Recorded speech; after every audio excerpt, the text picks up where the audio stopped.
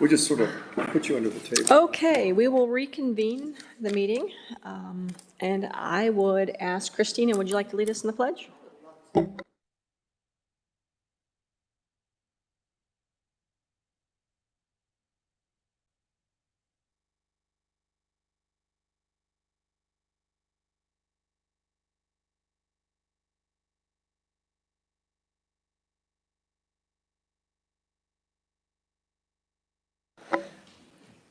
Okay, we have two special presentations this evening. The first is going to be our Community Planning Month, and I would ask that our very own Jenny Roush maybe meet me here and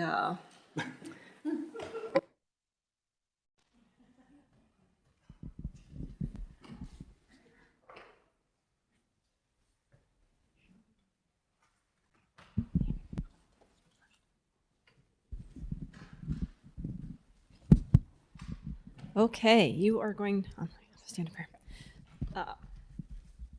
I guess you're going to be receiving both proclamations this evening. So, in celebration of National Planning Month, we have a proclamation here that reads as follows. Whereas change is constant and affects all communities, and community planning helps manage this change in a meaningful and lasting way. And whereas the full benefits of planning require public officials and citizens who understand, support, and demand excellence in planning and plan implementation. And whereas community planning provides an opportunity for all residents to be meaningfully involved in making choices that determine the future of their community. And whereas the celebration of National Community Planning Month gives us the opportunity to publicly recognize the participation and dedication of Dublin's planning staff, board and commission members, and citizen planners who have contributed their time and expertise. And whereas the City of Dublin recognizes the many valuable contributions made by professional, community, and regional planners across Central Ohio, and extend our heartfelt thanks for the continued commitment to public service by these professionals. Whereas the month of October is designated as National Community Planning Month throughout the United States of America and its territories. Now, therefore, I, Chris Ambrose Grooms, Mayor of the City of Dublin, on behalf of Dublin City Council, do hereby proclaim the month of October 2021 as Community Planning Month in the City of Dublin, signed this 25th day of October. So please share that with all of the planning staff. And we have one more proclamation that you're going to receive, and then I'll ask you to maybe say a few words on both of them. It's a busy month here in October. Okay, so October is also Code Enforcement Officer. So in the spirit of planning, they clearly have planned that both of these events happen in the same month to knock that all out and get it taken care of in one felt swoop. See, she planned so efficiently, she only had to make one trip up here to stand next to me. Okay, this proclamation reads as follows. Whereas code enforcement officers provide for safety and welfare of the citizens throughout the United States through the enforcement of local codes and ordinances facing various issues of building, zoning, housing, animal control, environmental health, and life safety.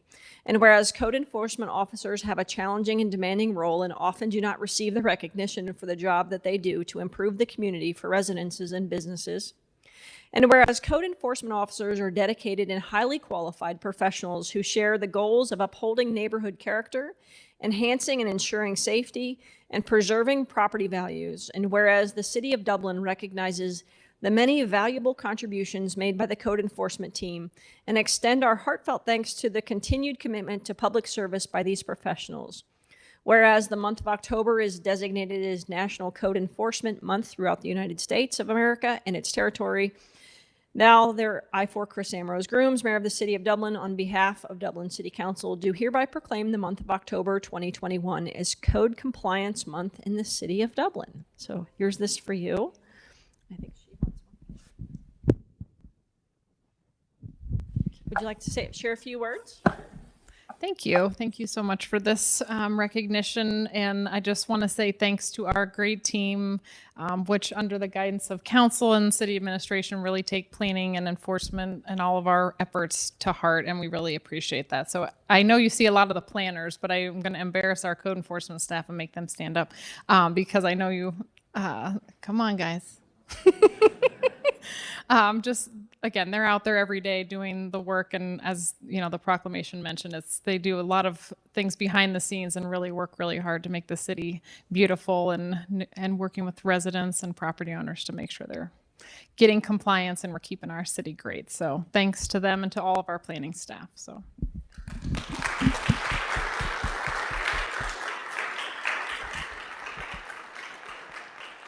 We do get to interact with the planning staff regularly, and the code enforcement, that's the hard work that you guys do, and knocking on doors, and sometimes delivering news that isn't as welcome as we'd like it to be. But we so appreciate the way that you represent us as a city, and want you to know how much we appreciate your willingness to do those difficult things. So thank you.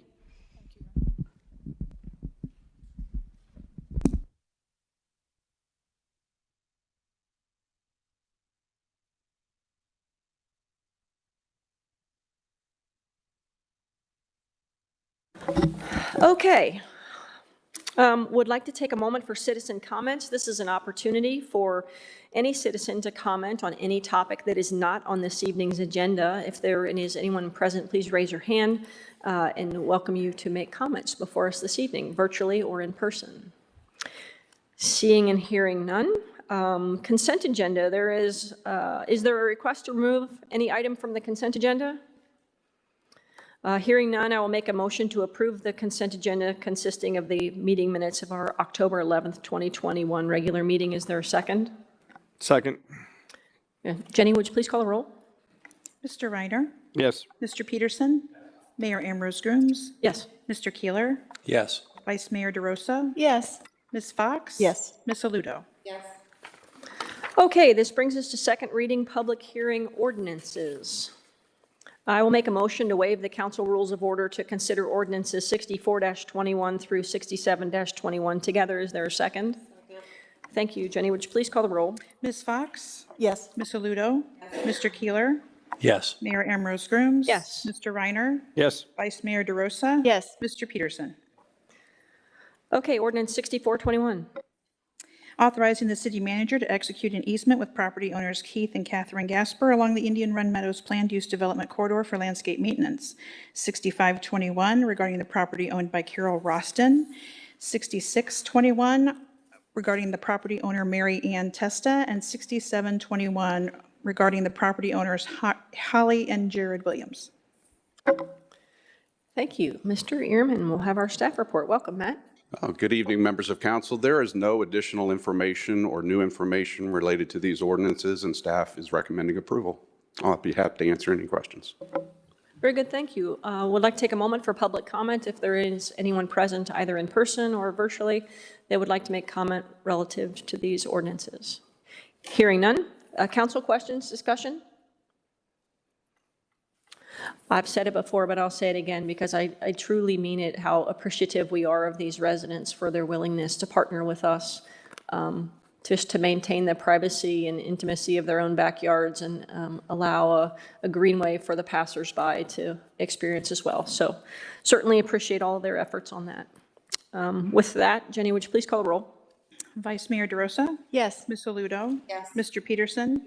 Ms. Fox? Yes. Mayor Ambrose Grooms? Yes. Mr. Reiner? Yes. Mr. Keeler? Yes. Okay, ordinance 68-21. Adopting the annual operating budget for the fiscal year ending December 31, 2022. Thank you. And our staff report will be from Mr. Stifler. Matt, welcome. Thank you. Good evening, members of council. In your packet was a follow-up memo addressing a high-level budget discussion and a follow-up memo addressing the boards and commission discussion that was brought up during the budget hearings. I stand ready to answer any questions, and at the pleasure of council, we could either, staff would recommend either passing the budget tonight or at the next hearing on November 9th. Great, thank you. Want to take a moment for public comment, either virtually or in person? Seeing and hearing none. Council questions, discussion? Kathy? Yeah, thank you. I had just a couple things. I think I failed to mention when we were going through the HR review last time that as we work on our succession management and work with executive recruiter to do some recruiting. The budget, I think that was in there is $25,000. And as we look at that number and likely what it's going to cost us, we think that number's shy. And we'd like to actually add another $25,000 to that budget to allow for travel and a variety of other things. So that gets up to 50. And I apologize, I should have brought that forward last time. But I think that's probably more accurate as we look through what it's probably going to take to do this type of work. So I'd like to make that an adjustment. And then I just had a question. I know one of the things we talked about our I-raise last time was just sort of the spread between our expenses and the revenue was 8 million. And that's a larger number than we have seen in some time. And I just wondered if, Matt, you could reflect a little bit on I would say the conservatism or possible revenue sources and our expense, and because that is a bigger budget spread than we have passed historically. And if you could share a few moments on that, I would appreciate that, Matt. Sure, I'd be Thank happy you. to. So I just to gain clarity, there's no objection to increasing that HR, so I'll take that as direction because I see heads nodding. I appreciate that. Regarding the revenue and expenditure discussion, so with regard to revenues in particular, I feel like we are in a reasonable range of conservativeness. We have budgeted $94 million for next year. Our current year to date through October is up 12%. So we're probably going to end this year in excess of $100 million, which is a record and the first time the city will ever see that kind of income tax revenue. But 94 million to me still seems reasonable in that environment because of the unknown that is the impact of remote work. And we have seen evidence that our fears regarding the change in remote work and the withholding change are likely to pass. The level of that is yet unknown. But we have seen evidence that what we fear with regard to the change in withholdings in remote work is real and is occurring. It's the level that really is the question. There's some new research new report I read that Columbus and Dayton are both expecting a 7% decline in real income tax next year. So if you start at 103, subtract 7%, add inflation, 94 looks like a very reasonable, realistic estimate for income taxes. I think that's the most important number from a revenue standpoint. As we heard during our discussions, Visit Dublin, Ohio said they expected a 5 to 7% growth in hotel motel taxes. Hotel motel taxes are running about 58% of 2019 actuals year to date. So 5 to 7% puts them at about 65%. We're budgeting 60%. That seems like a conservative, realistic number on that. Regarding recreation, which is another revenue that's been significantly impacted by COVID, we're on track to hit our budget of just over $2 million this year. We'll probably be 5 to 10% over. We increased that revenue by $300,000 or $400,000, basically on the hope and understanding that camps would be normal next year. So I think we're in a realistic place regarding recreation revenue, but we're still down significantly from the $3.9 million that was earned pre-pandemic. So those are kind of the larger revenues. Gas tax, interest, things of that nature. We're coming in near budget this year, and we're leaving the budget unchanged, for example, with gasoline taxes. So I feel comfortable. I feel very comfortable with where we're at on the revenue side, that we're not overestimating anything, and we're not in a territory where I'm uncomfortable with our estimates. But I think we are being on the conservative side, which is, I think, historically where we have been. So I'm happy to go into expenditures, but I'll leave a second to kind of discuss revenues if there's any that I missed. Okay. So just to be clear, Matt, when we had done that estimate, you were talking about other neighbor municipalities and their number.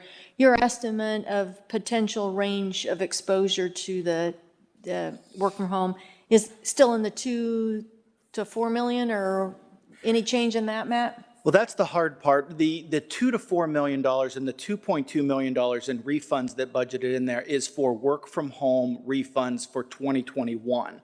The impact on 22 will be different and distinct from that. So the 2.1 million or 2.2 million that's in there in taxes for withholdings will hopefully be a one-time event, as these withholdings will be corrected in 22, and we'll see an income tax decrease to make sure that we're not having extra refunds in future years. This is kind of the transition year between, having to do tax refunds and having the withholding hit. Hopefully, moving forward, we just see the decline in withholding to a new base, and then we'll see growth from that as things move forward, as remote work kind of works its way into the system. So at this point, I have seen no data to suggest that we could develop better numbers. I won't say that I feel 100% confident, because this is a great unknown, but I feel like 2.2 was what we identified as the minimum. It could go up to 7 point something more, close to 10 million in total.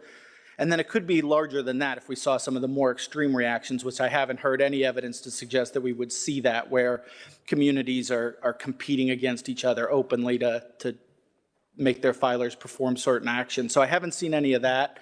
So I think we're in a good place with regard to tax refunds. And I think our estimate for income tax withholding decrease was somewhere in that 20% range. And that is 7% of an impact on actuals is probably right if I'm projecting a 20% increase in work from home, because that's a 20% decrease, but our work from home earns back about 60 cents on the dollar if every worker in Columbus is replaced by a worker in Dublin. So that nets out to about 8%. So I take that they're very different methodologies that produced very consistent results, which gives me a little bit more confidence than I had without reviewing both of them. Well, and there's some additional variance there too because of the 20-day rule, the injunction from the past year, but it kind of goes back to normal next year, right? That's correct. Okay.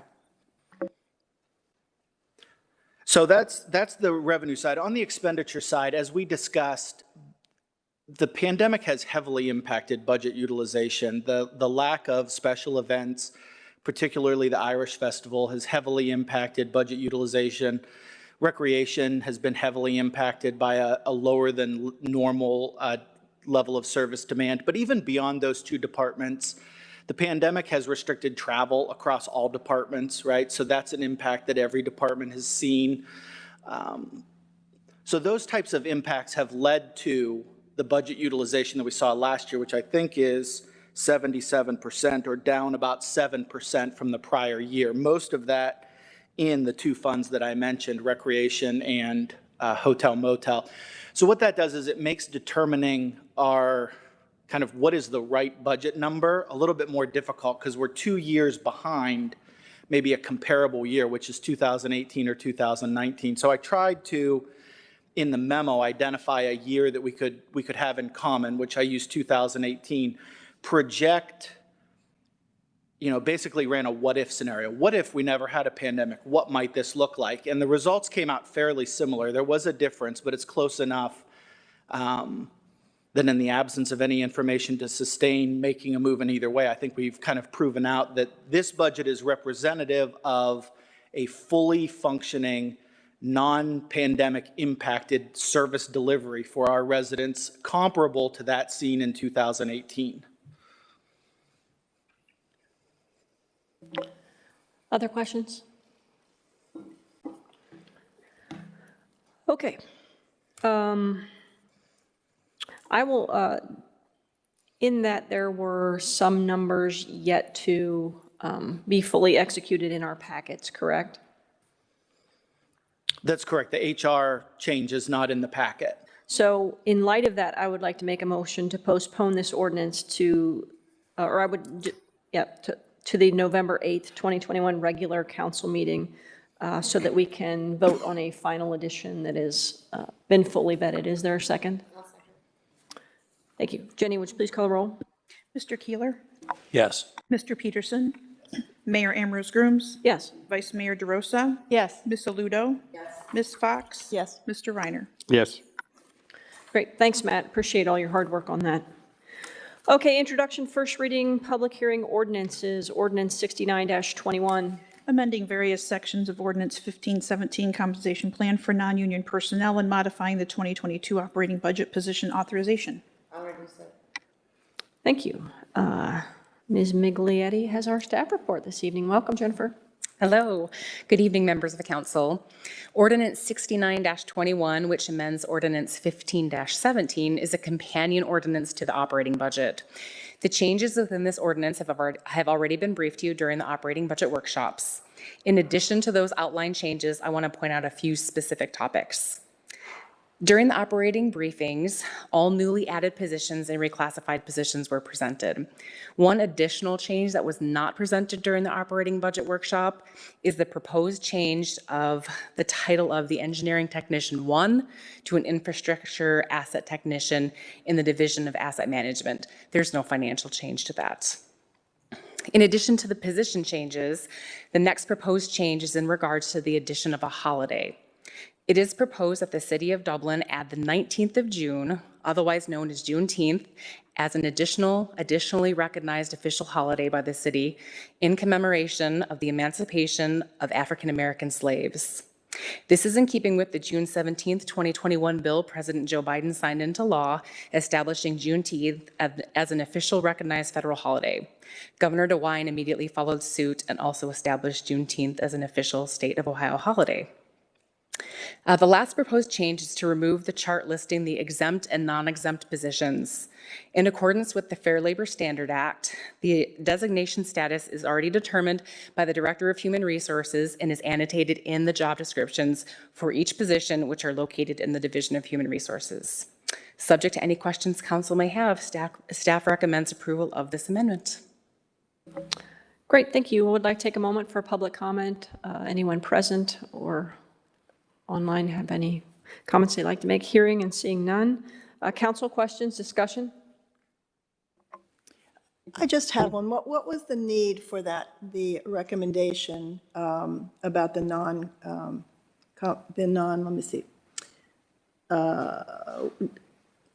Section 15? Could you explain why that change is needed? Let me flip to it just one second. The overtime compensatory time, why, why you added the piece? Was there a particular reason? Under Section 15? You a little bit more ability to determine designation status. Oh, because it's a redundant place to list it since we already have it in the job descriptions, and that is typically what we change when there's change to the job descriptions. So having it additionally in the ordinance was just a second place that needed to be updated, and we want to keep the consistency the same. And the job description is typically the end-all be-all document when it comes to the FLSA, so that's where we thought it was better placed, Okay. and then it's not redundant. All right, thanks. So the wellness and benefits coordinator, is that position, are those duties being eliminated? It would seem to me that that's a pretty important position to have. So how are those job duties going to be redistributed? They're not going away. They're staying exactly as they are now. It will just enhance that position's ability to do other HR-related type duties. So it won't be as singularly focused on wellness and benefits because there's some capacity that we'd like to use in other areas of HR. So the same wellness and benefits program we have today is going to exist. We'll just be adding some additional duties to that position and changing the title to HR coordinator. So we've had the good fortune of winning a bunch of awards citywide over the last few years, and I wonder if the fact that we will not have a wellness and benefits coordinator on staff would be a strike against us. It's not something typically in those awards that is a specific question. Do you have this position in order to earn those awards or be eligible for those awards? It's more about the program at hand, and we will probably still refer to that person as our benefits and wellness coordinator because that's a more accepted title in the industry, even though citywide, the administrative functions will be more inclusive than just wellness and benefits. Got it. Other questions? I have just one. Many of these seem to be pay grade changes, 5.2 to 5.1, so on and so forth. Do we have a net change budget relative to this of what it will do citywide to the expense column? I'm almost sure that we do. I can't speak to that, so I'm going to ask Matt to speak to that.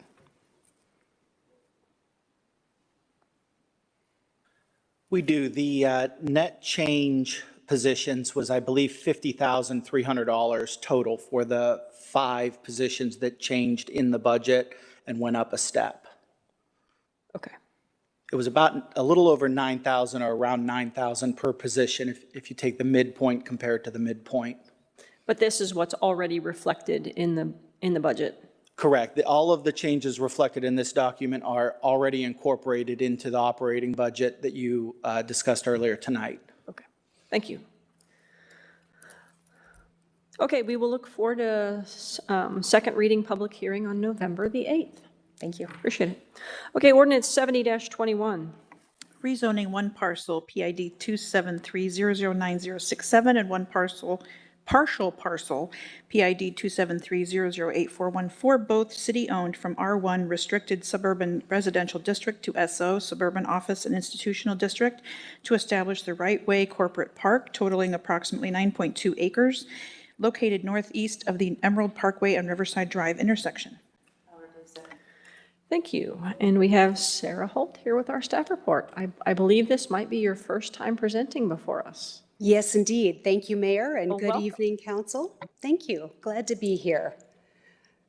As mentioned, this is a rezoning request to create the Right Way Corporate Park. So this request comes to us from Economic Development Division to create a shovel-ready site, and it's at the northeast corner of Riverside Drive and Emerald Parkway. This is the overall site as it stands today. For some context, I-270 is just to the south. Right Way provides the only access for this project. Ferris Wright Park is to the north, and it's not part of the rezoning request. And as Council may recall, the city has consistently identified this site for economic development purposes to realize the office corridor vision for Emerald Parkway. Emerald Parkway was built with both utilities and Dublin to ensure immediate development potential. So to recap, in 2010, the city purchased this property at approximately 18 acres, and that does include what became Ferris Wright Park, with the specific intention of using the south portion for economic development opportunities. In 2011, as the park master plan was developed, it showed the land along Emerald Parkway reserved for that office development. And then in 2014, Planning and Zoning Commission heard an informal review for an office building consistent with the community plan future land use map. Neighbor comments included concern about the size and scale of the building at that time. And then in 2018, the city made an additional purchase of 4 acres at this corner, again for economic development purposes. The specific development goals at that time included preservation of the wooded areas along Riverside Drive, protection of Ferris Wright Park, and the provision of a wooded buffer to the Grandee Cliffs neighborhood to the east. Interestingly, at that time, the city had an opportunity to purchase additional property, but actually declined since it was noted as residential or open space on the future land use map. So the zoning request is for this 9 acres. It's currently zoned R1, which is restricted suburban residential, and the proposed zone is SO, which is suburban office and institutional. Looking at how this request dovetails with our guiding documents, the request is in compliance with the community plan future land use map, as you can see on the left, and also with the thoroughfare plan. And again, to note that access is only from Right Way. Looking a little bit closer at the Bright Road Special Area Plan, that plan identifies a number of applicable goals, including the creation of high-quality office development along Emerald Parkway, the use of capital improvements, namely the construction of Emerald Parkway itself, and inclusion of utilities as a catalyst for development, and the establishment of a high-quality gateway into Dublin. The suburban office and institutional district fits this vision with an intent that emphasizes a broad range of premier office uses, primarily engaged in general administration and management. Main and accessory structures cannot occupy more than 50% of the lot, and total gross floor area cannot be greater than 80% of the lot. All zoning criteria, rezoning criteria, have been met for a standard district rezoning request. And at Planning and Zoning Commission, staff recommended approval. The commission recommended disapproval, and there were concerns about the sensitivity of the site and the desire for it to remain as open space or a park. Staff is again requesting approval, and this will take a supermajority on the 8th of November. And with that, I'm happy to answer any questions. Well, very good. And well done on your first presentation to council. We Thank you appreciate, so much. we appreciate your efforts. Now, we may pepper you with some difficult questions, but the presentation was fantastic. Okay, like to take a moment for public comment. Anyone either present in person or virtually like to make comment relative to this legislation? Hearing and seeing none. Council questions and discussion. Sure, Jane. I'll give council a little background because I sat on planning and zoning when this was read. I think that part of the question that was raised was the question whether or not the land was being used for its highest and best use. And I believe that the commission, in trying to weigh the community plan, was attempting to just have the conversation about the community plan's future land use, which in this area was for commercial, or whether or not it had the possibility of being used in another manner because of its proximity to the park and to the Cultural Arts Center across Riverside Drive, and the possibility of future connections. And I think what they're bringing to council was just raising a question as to whether or not it was the highest and best use. It was not a strong opposition to, as you will look at the vote, it was not a strong opposition. They were divided. But I think that's what the question was. In the report, it meets all of the criteria for being utilized as this commercial space.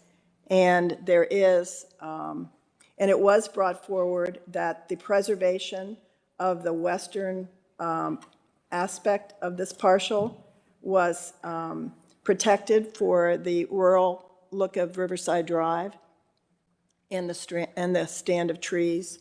One of the things that was brought up, that Colleen brought up to the commission, was that the neighbors had discussed this parcel and parcels that may be adjacent, which will not happen now because of Ferris Wright Park, adjacent to residentials, that they would stay 1 to 2 stories.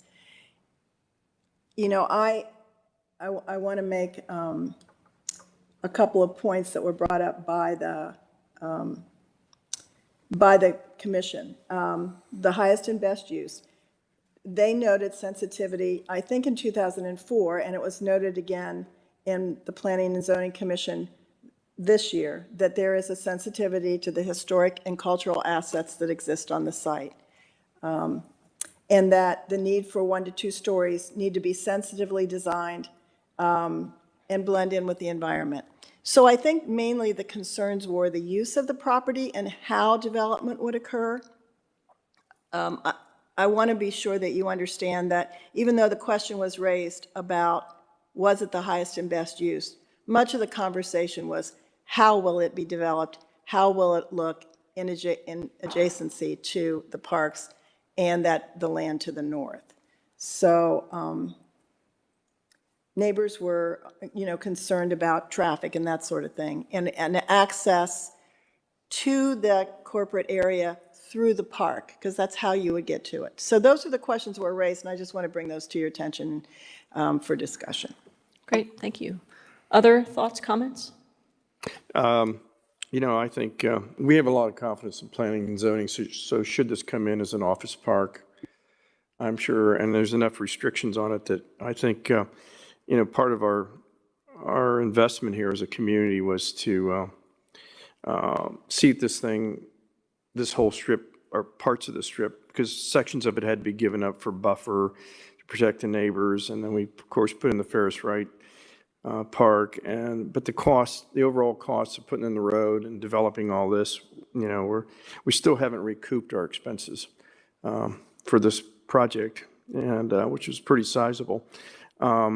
So the things I just want to think about is that probably the most interesting part of this parcel actually isn't this parcel, but it's that strip of creek behind it, that if we ever get the chance to buy it, there's a tunnel going under Riverside Road, and it actually connects up to a very interesting historical site that's in that water course. So if we get a chance to purchase that sometime, I think that's the, you know, hopefully maybe we generate enough revenues from this becoming an office park that we could buy that strip of land, because that's very, very interesting. But I agree with the staff that it probably should become a commercial site or an office park. So in this case, thank you. Thanks, John. Other thoughts? Greg? Thanks, Mayor. Yeah, I agree with John. We have to consider not only what, you know, it'd be great to have parks everywhere. It'd be great to buy up all the undeveloped land in the city and make parks, but what has been the tip of the spear in this community are income generating parcels. And I agree with John that they will, and it's kind of hard to think about it in the abstract. We don't have a project to look at and say, well, you know, we like this and we don't like that. It's the idea of a project. I have every confidence in planning and zoning that they can fit the right project onto that space. We as a council, thinking about the financial health of the community, have to think of not only what the land is used for, but if we use it for this, we're not using it for that.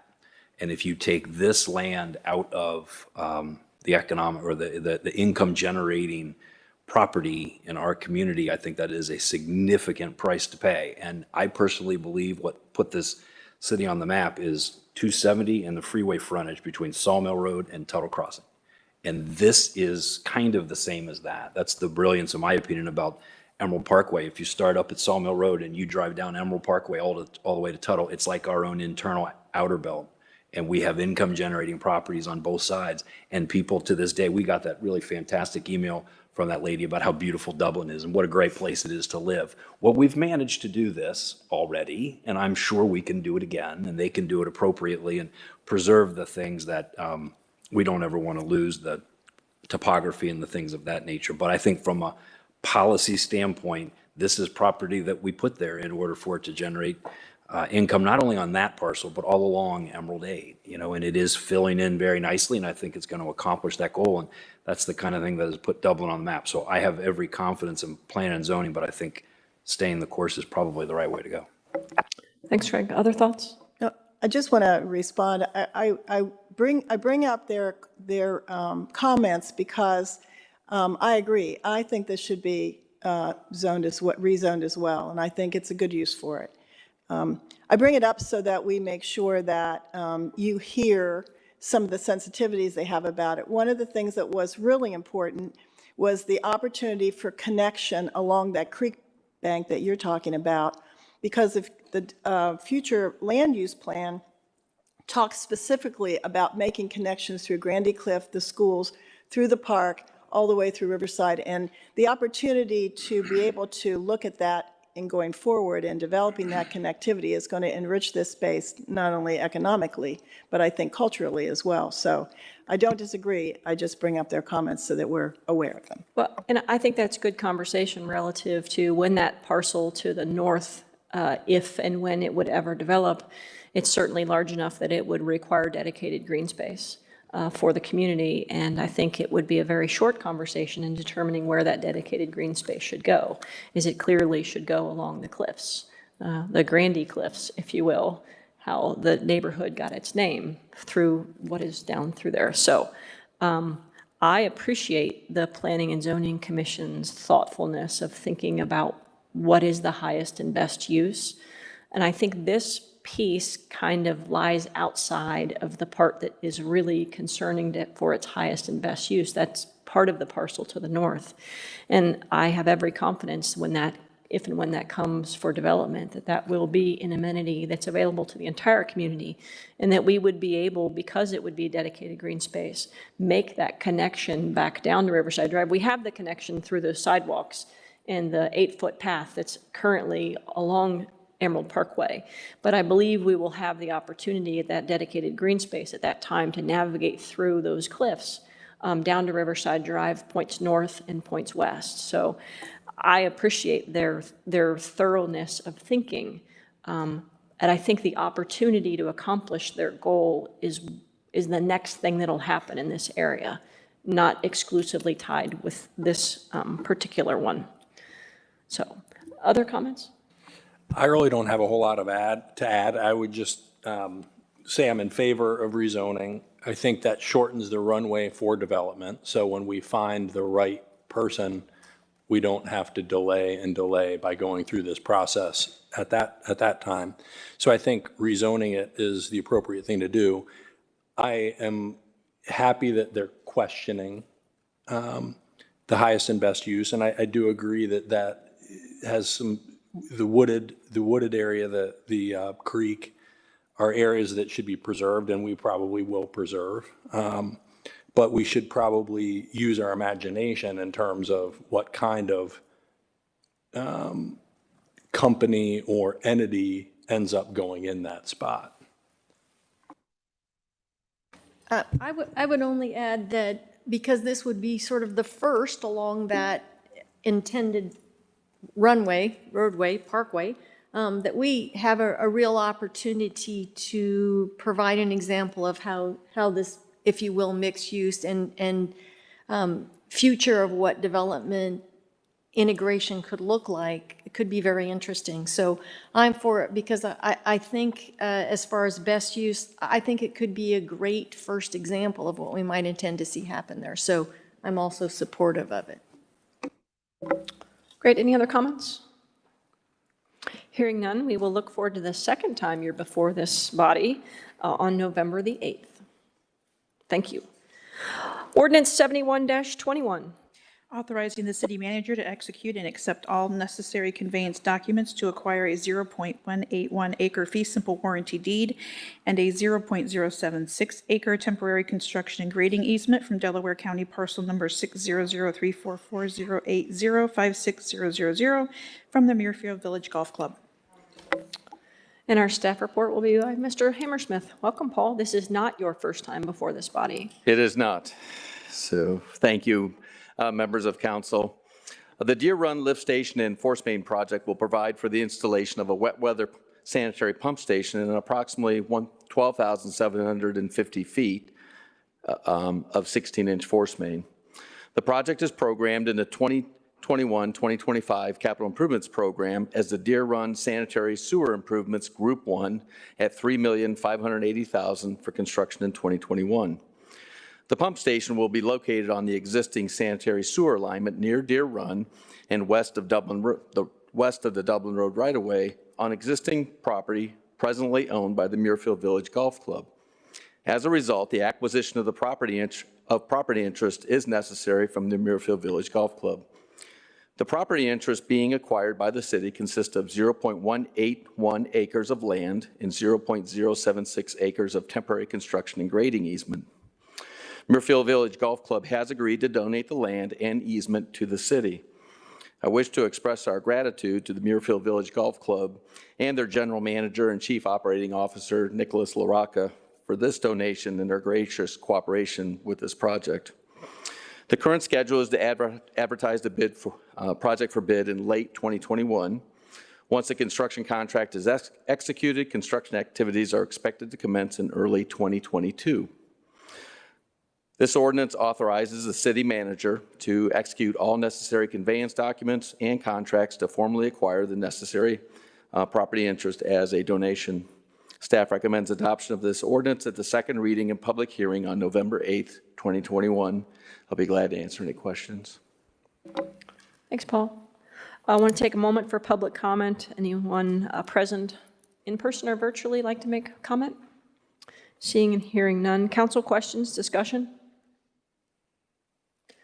So Paul, this is in a pretty heavily wooded area. It's just immediately north of that footpath that's there. Do we anticipate having to remove much of that larger vegetation in the area? There is tree removal that will happen as part of the project, and the project was actually reviewed by the Planning and Zoning Commission on October 14th. And that was a topic of discussion, was the screening of the improvements from Dublin Road, and then also the replacement of the trees. And then lastly, the aesthetics of actually the pump station building itself. So those were 3 conditions of approval from Planning and Zoning Commission, but it did receive approval as a final development plan or amended final development plan.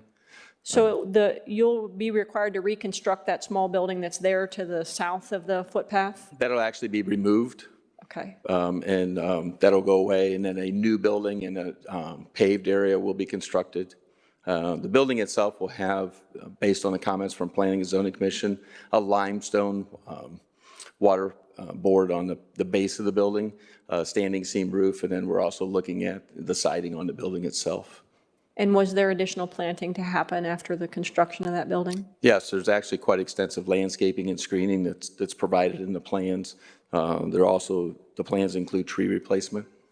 And will they have to come across the existing footpath there to what appears to be the problematic manhole cover that's just on the immediate north side of the footpath? Yeah, the building's actually going to be north of that manhole, and then the force main itself crosses the roadway and ends up over on the east side of Dublin Road, getting across Deer Run, because there's utility conflicts in the way that we have to avoid with the force main itself.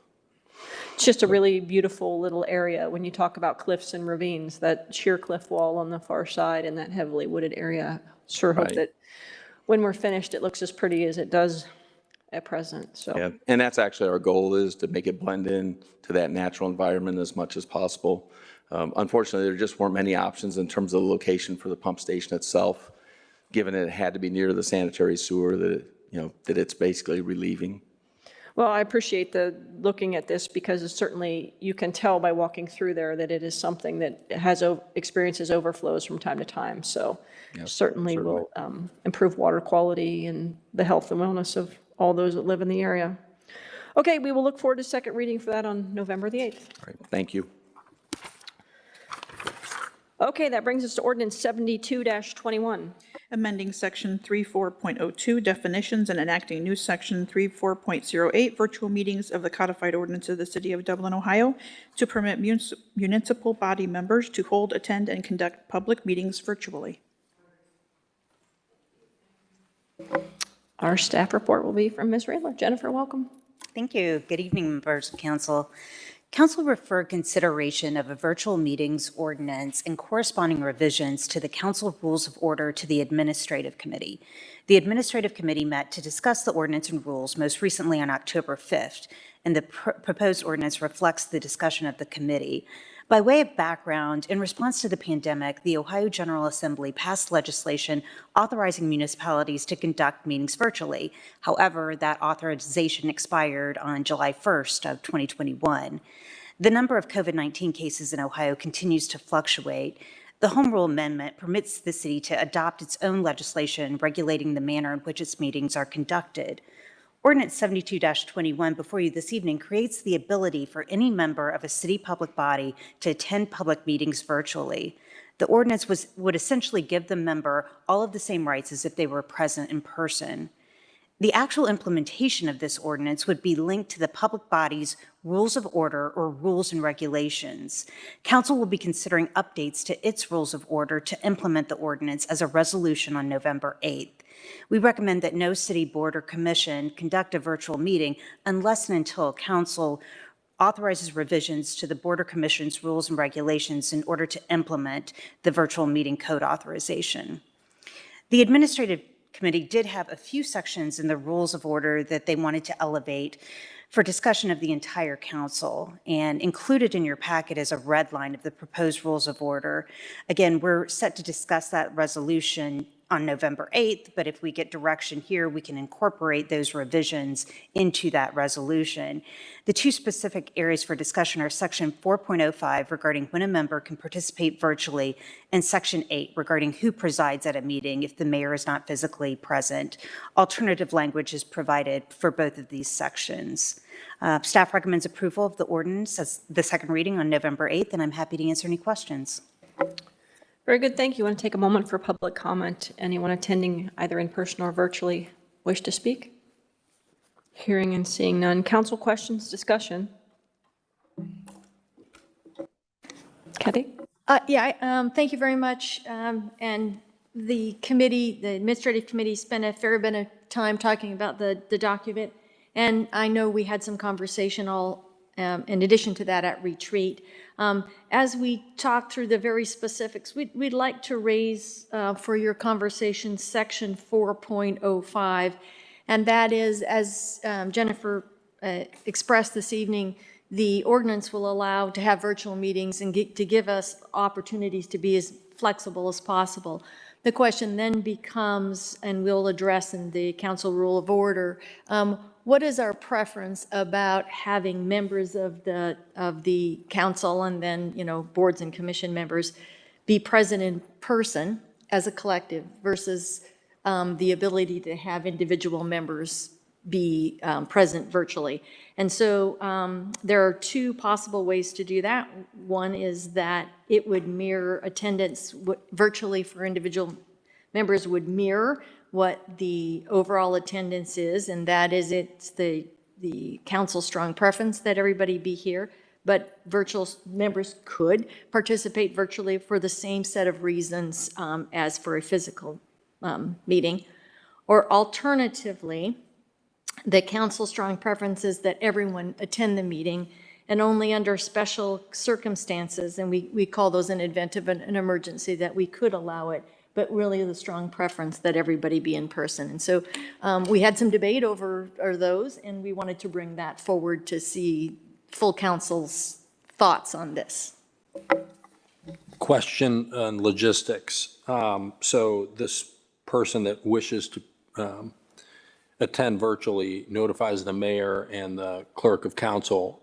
Should there be a 24-hour, so that, I'm just curious if there's a technology issue, if other folks here need to be made aware of it and put certain things in line to make that, to facilitate that.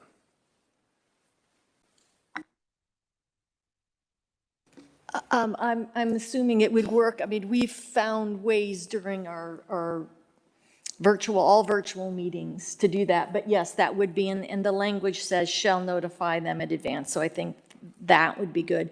I think the broader question, Andy, is do we feel that attendance of council members virtually is the rare exception, or is the exception or is allowed within, a three meeting sort of a limitation? That's the bigger question at hand, I think, Andy. I think we could handle the. I appreciate how it's written. The first one or the first one or the alternative language?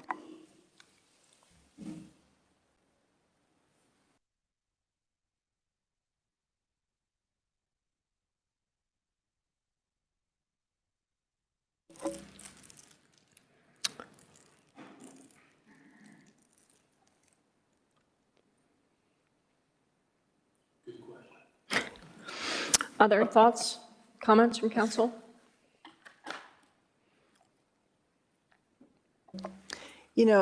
I know we did this because we wanted to be able to have the flexibility to meet virtually, but I have to say that I think, the strongest preference should be that we always are in attendance.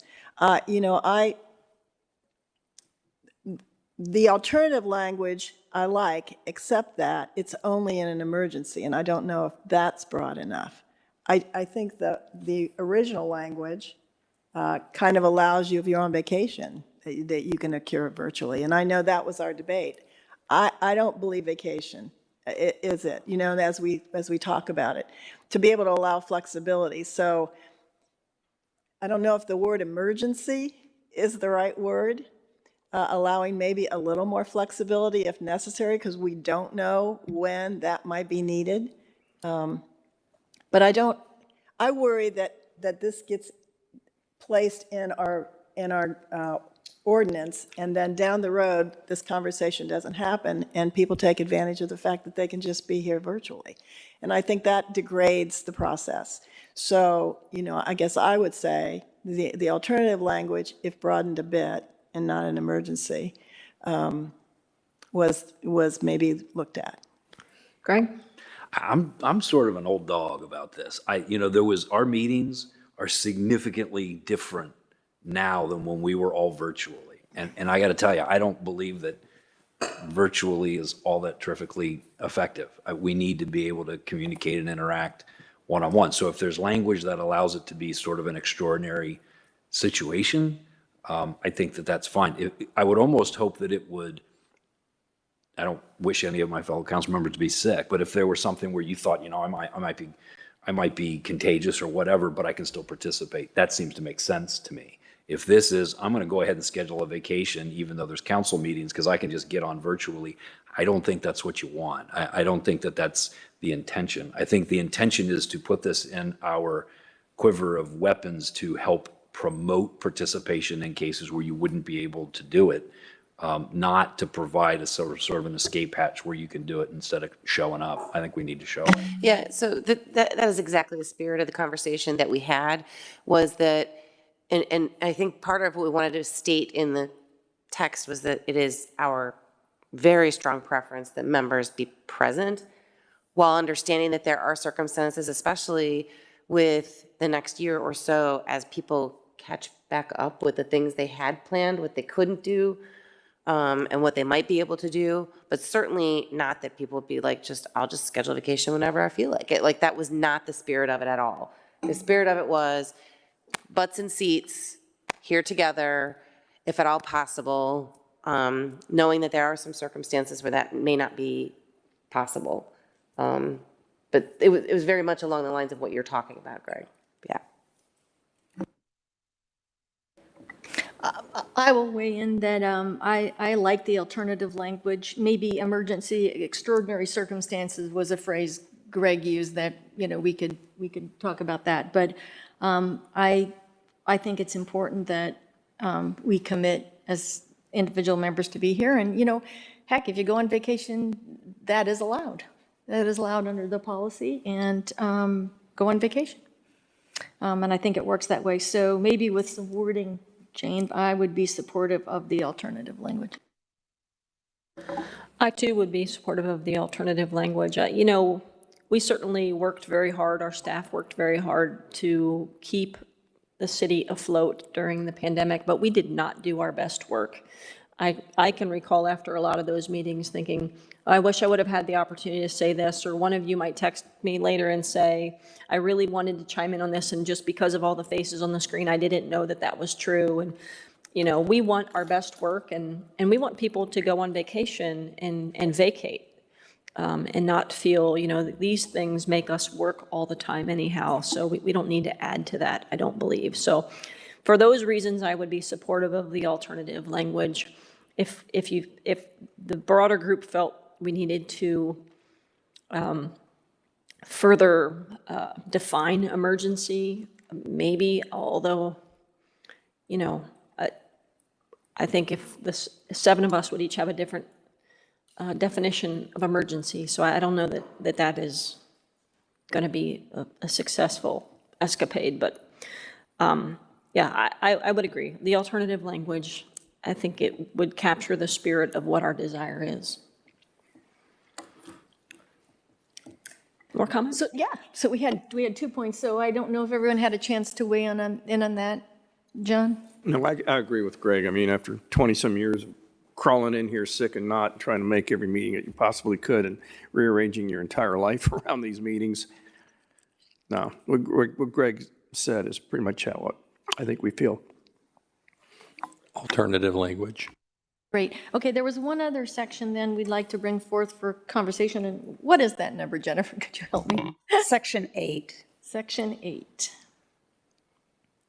And this was more of a pragmatic discussion, frankly, than anything, and that in the instance where there could potentially be this emergency, the question is, if it, in fact, the mayor was not in the room, would it make more pragmatic sense to have someone other than the mayor actually administer the meeting? With either that would be the vice mayor or whoever else was in the room. And there was some debate back and forth about what is the appropriate approach there. So we will bring that for people's thoughts and comments on that as well. Thank you. You want our opinions on that issue? I think you need to have a presiding officer in the room with the people who are running the meeting. Ditto.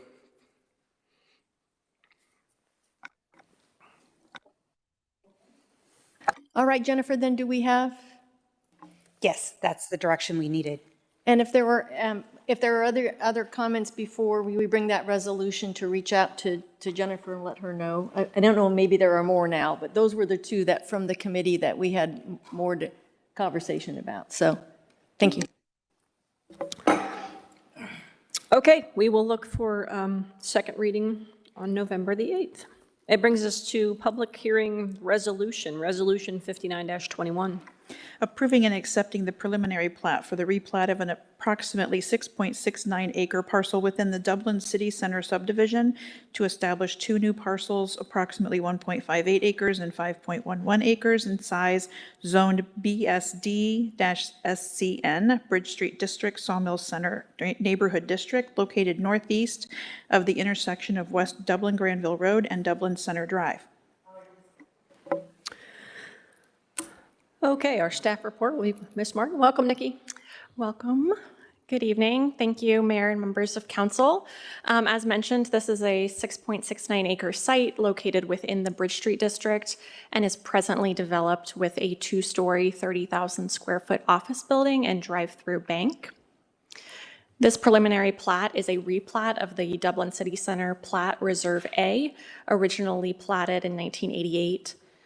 Containing approximately 44 acres between David Road and Sawmill Road, north of West Dublin Granville Road. The preliminary plat before you this evening identifies the existing conditions of the site, as well as demonstrates the intent to establish two new lots. In review of the preliminary plat criteria set forth in the subdivision regulations, both staff and the Planning and Zoning Commission are recommending acceptance of this resolution this evening.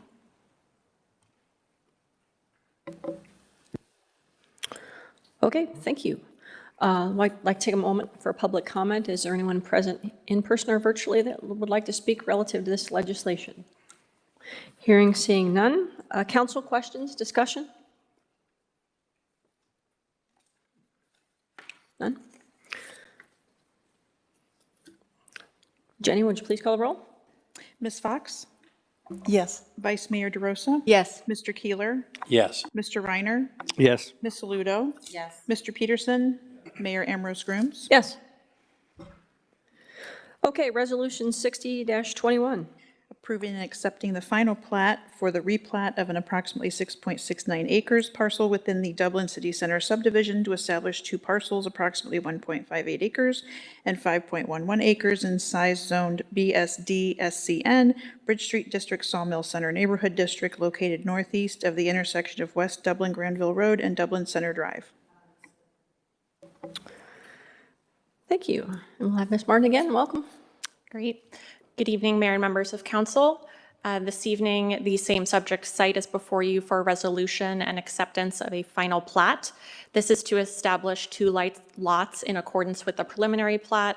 As seen here, there will be a lot retained that's 5.1 acres in size for the existing development on the site, and then a second lot established 1.5 acres in size to facilitate future development within the Bridge Street District. This plat both memorializes things identified on the Dublin City Center plat in 1988, as well as facilitates existing cross-access and provides for existing utilities. In review of the criteria, both the Planning and Zoning Commission and staff are recommending approval of this ordinance or resolution this evening. Okay, would like to take a moment for public comment. Anyone either in person or virtually like to speak relative to this legislation? Hearing and seeing none. Council questions, discussion? Nikki, I have just one relative to setbacks. So the setbacks prior to this parcel being rezoned into the Bridge Street district would have been significantly different. So what is the setback going to be on this parcel? Yeah, so the setbacks, as you've indicated, are dictated by the zoning district. This is zoned Sawmill Center Neighborhood District within the Bridge Street District. And so in order to identify a development setback, the potential future development would have to identify a building type, and then it would be a required build zone in lieu of a building setback. Typically, those build zones range from 0 to 25, depending on the building type selected. So I was just wondering what the experience would be for the passerby, since this parcel is so small, adjacent to a parcel that is so large, and having what I anticipate being a significant building setback or building placement off the road. So has that been part of the discussion before the final plat happens? So the final plat is really to facilitate future development, known and unknown. I do believe with the existing development being retained, there will be some push and pull along the streetscape, and potentially a future third lot established should this be successfully developed. Yeah. Well, I suppose it'll be interesting to see how that comes out from the streetscapes perspective. Okay, any other questions? Jenny, would you please call the roll? Mr. Peterson? Ms. Fox? Yes. Mr. Keeler? Yes. Ms. Aludo? Yes. Mayor Ambrose Grooms? Yes. Mr. Reiner? Yes. Vice Mayor DeRosa? Yes. Okay, Resolution 61-21. Extending the timelines in Resolution 3421, temporarily permitting outdoor dining and eating areas beyond previously approved locations, temporarily permitting portable, non-residential structures, and temporarily permitting certain signs. Okay, our staff report will be from Ms. O'Callahan. Welcome, Megan. Good evening, members of council.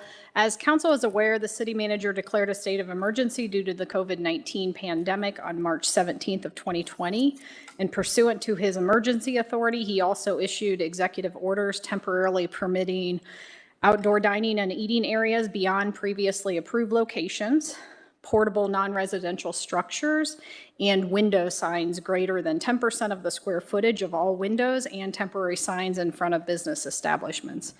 Anticipating the need to focus on economic recovery past the lifting of the state of emergency, City Council passed Resolution 3421 on May 24th of 2021 to allow the temporary extension of these executive orders to continue, and that resolution is set to expire next week on October 31st of 2021. Fortunately, significant recovery is taking place. However, many of the same factors that existed at the time of the approval of Resolution 3421 in May continue to exist, including Franklin County having a community transmission level of high.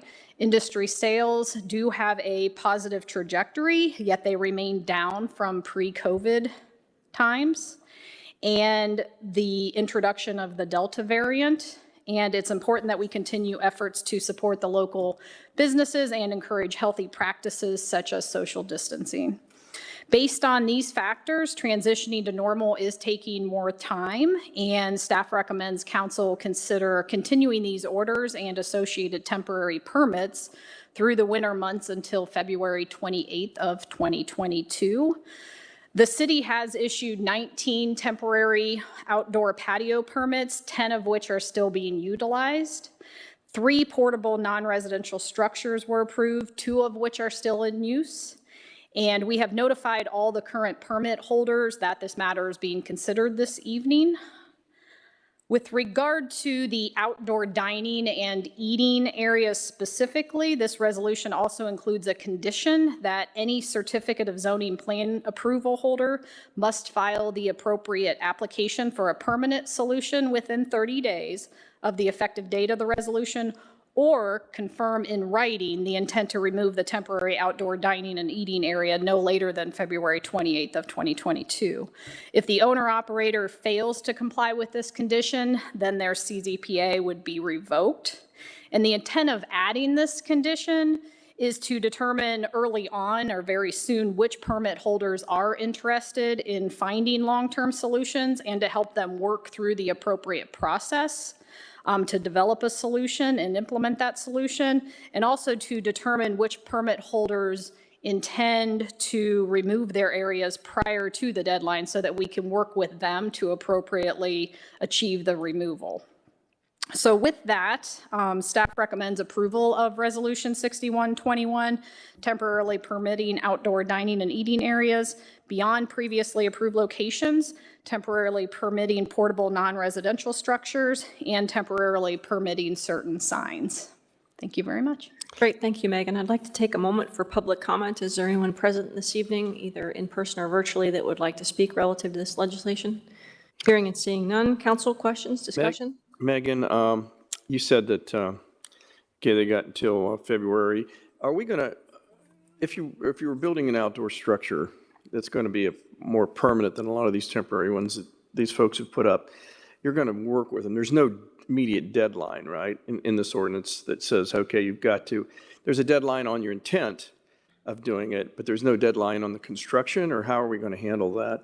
Yeah, the permits would expire by the deadline that I stated, which is February 28th of 2022.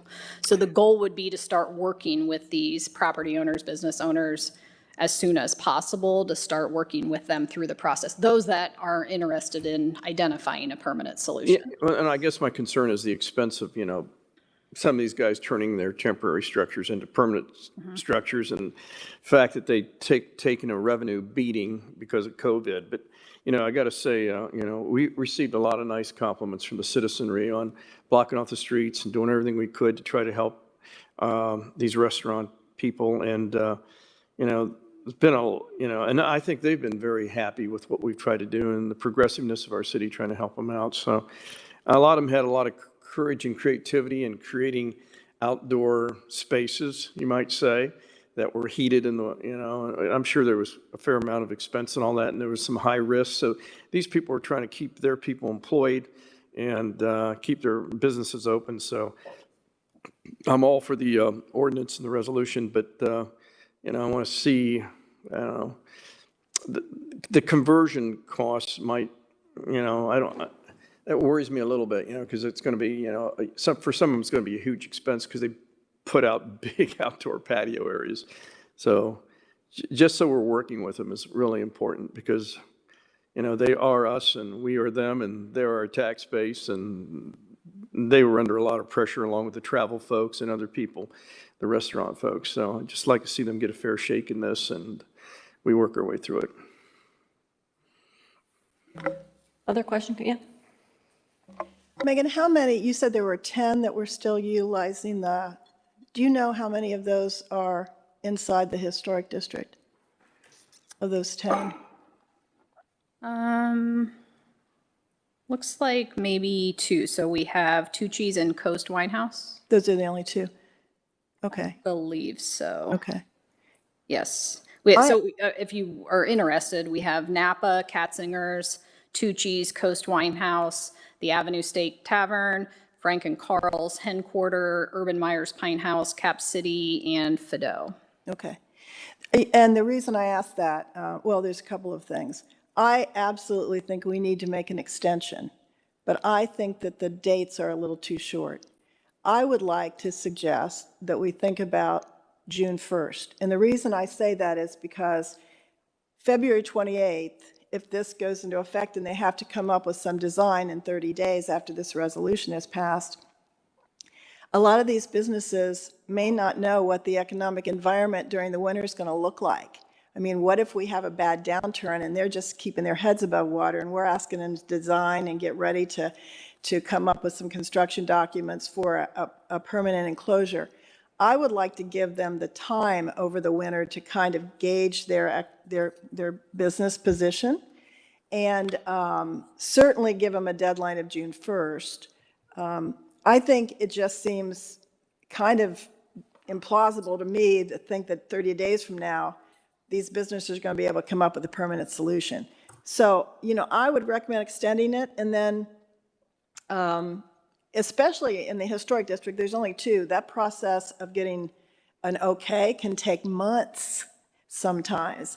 And then if that doesn't happen, they've missed their deadline. So, I'm for this, but I'd like to see it extended until June 1st. Give them enough time to get through the winter, really get their head on about how much money they have to be able to afford something, and then, get their design forwarded to us, and have something decided by June 1st. I think by process of elimination that, at least I've been told by representatives of Crawford Hoying, that probably the street's probably going to not be taken out of service for the winter.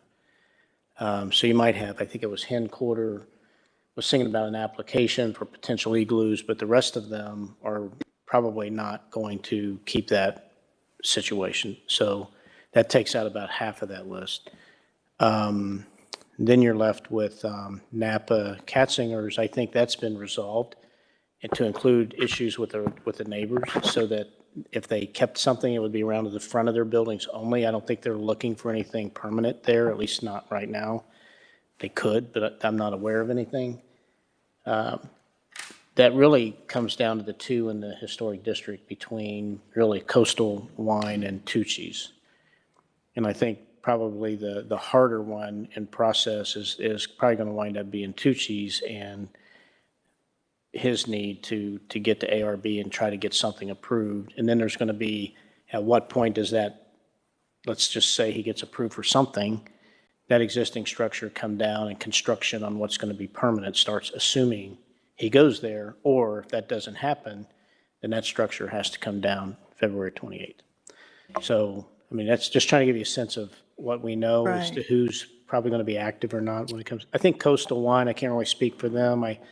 They already have their side patio, and they kind of put a tent type thing over that, and they've got a small tent off to the side, which frankly, structurally, they got to be careful of, because if it's snow load, it won't hold up. So, and we've had conversations with him about that. So, I just believe that if you give them a little bit more time, I mean, it's obviously you got a deadline, you got to get something going, and you've given them notice.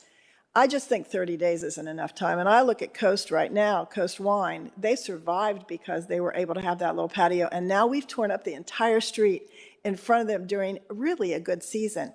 I mean, what is the harm in allowing a little bit more time to get this done, especially these couple that are in the historic district, because that process, it isn't, it does take time.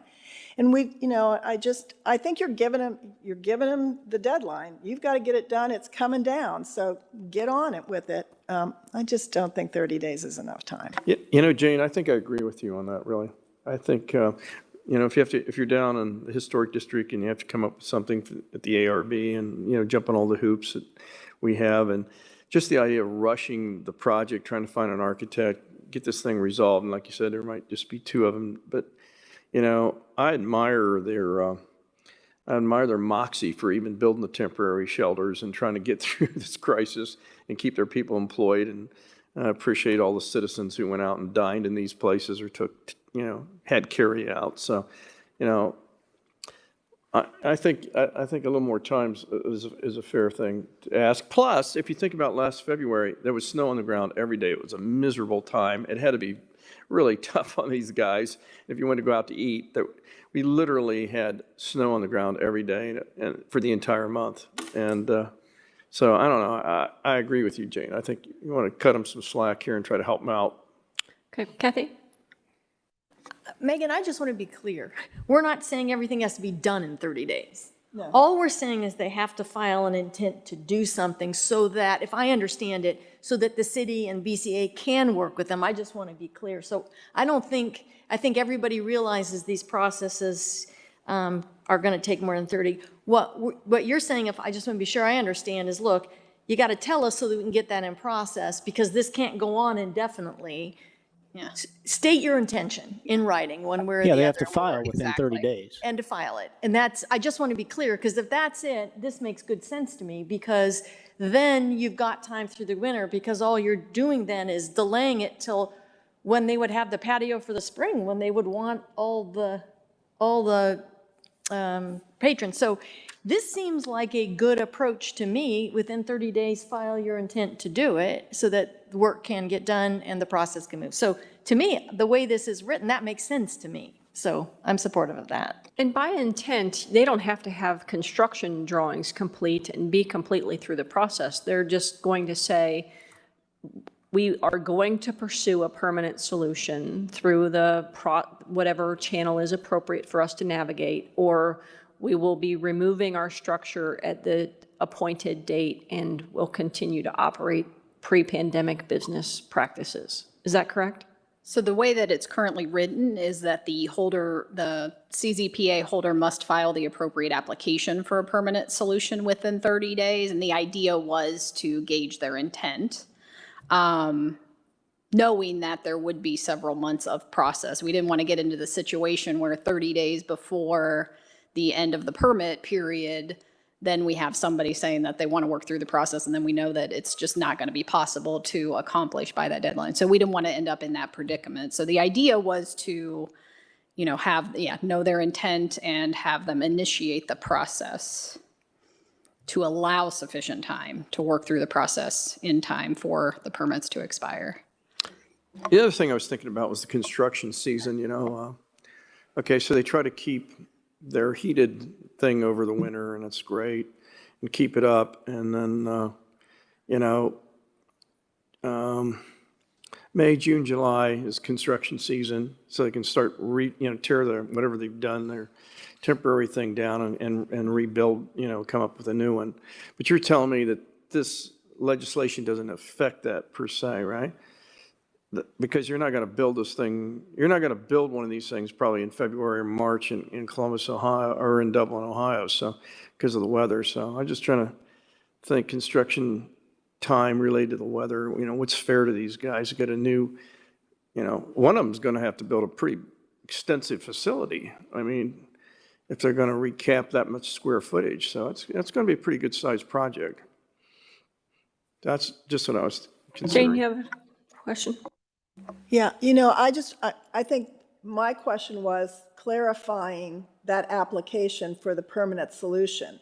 So do they just have to say to you, we intend to have a permanent solution? That's where I think I'm vague on, because if it's like you said, Kathy, we're going to start working on a permanent solution, we're verifying that with you. Or we're starting a process where I have to go out and get someone right now and start to design it and that sort of thing. I think that's what I'm thinking about, these small business owners that are wondering what the winter is going to bring them. And I'm not opposed to laying deadlines. I just want to give reasonable amount of time for people to be able to do this work, and we don't put them in a bind, and especially in the historic district where the process is a little longer. I just need more clarity on this application process so that we don't make their life too miserable in trying to do this, because I know that people really love this outdoor dining, and we want to encourage them to do the permanent solution, I think. Yes, so the way that the resolution is currently written is that the permit holder is required to actively engage in the appropriate process and file any necessary application for a permanent outdoor dining and eating area within 30 days of the effective date of the resolution. That's the way it's currently written. Now, does that effective date, file the application, does that mean construction drawings of what he's going to do, or what does that really imply? In the case that we're talking about, it would be the application for the ARB process. So it would be construction drawings if they're going to go to the ARB, right?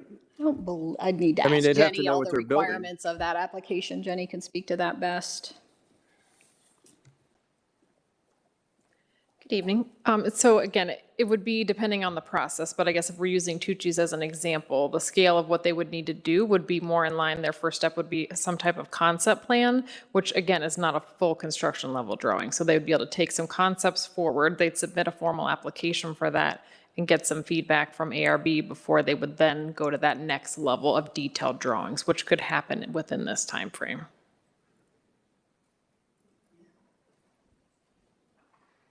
All of the things you just said within 30 days? For the concept plan, yes, they could do that. 30 days starting February 20. No, starting the effective date of this resolution. And let's be clear, this is not a surprise to the folks that we're talking to. And I even have emails going back over a year with one or two of them that says, get ready, it's coming. And I have been begging these folks, I'll just put it out here, let's get it on the record. I've been begging these folks to get prepared, one in particular. And I've got, it's not that I don't sympathize, you know I do, because we've been working with them. And the two, one for sure, and well, actually two that may want to do something permanent have known since this all began. So this is not new news. So the notion of 30 days should really not be an issue. Now, especially if you're talking a concept plan or something like that,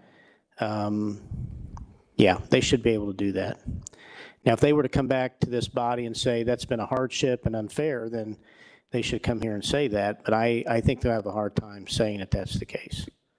I'm just being honest about the situation. So unless there's somebody out there that I'm not aware of, which could happen, but of the people that's in that list, the ones that are likely to pursue a permanent solution or expansion have known for a year and a half, easily. And we actually already have a request for a meeting because like I mentioned, we shared this information in advance. So we've already received a request from the business owner of Tucci's, and that meeting's already scheduled for Thursday to start talking about initiating the ARB process. Yeah, let's just look at it this way.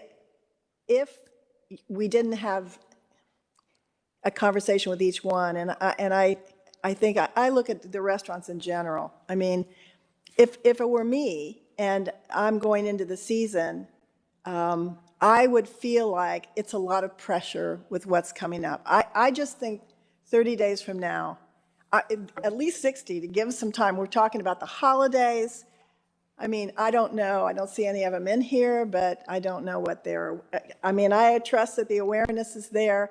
I just feel like it's a little burdensome, the time constraint. So that's just my opinion, and I've said it. Other comments? Ignoring the specific business or a specific business, I don't know how someone could actually, even though we're saying you've known for a year, okay, go, you have 30 days. I don't know if it's possible. Because you have to get on the docket for ARB, right? Within that 30 days. So not only do you have to prepare the concept plan and file the application. No, you don't have to be on the docket. You just have to have started meeting with staff on a concept plan. With staff, not ARB. You would not need to be before the official body. You're going to need to be engaged with an application with staff. Okay. I guess, to me, there's two deadlines, and I kind of have an issue with both. The 30 days, I think, is a little short. And then February 22nd, that's just a really bad time. And John pointed it out. This is Central Ohio. Why not make it April 1st? Just kick the can down the road another month and a half. Yeah, the other thing is construction costs really right now are just astronomical. They're still starting to go down, but I mean, if you really want to help these guys, maybe they'll stay up. I don't know, but that's why, you might want to kick the can down the road a little bit, try to help them keep their businesses.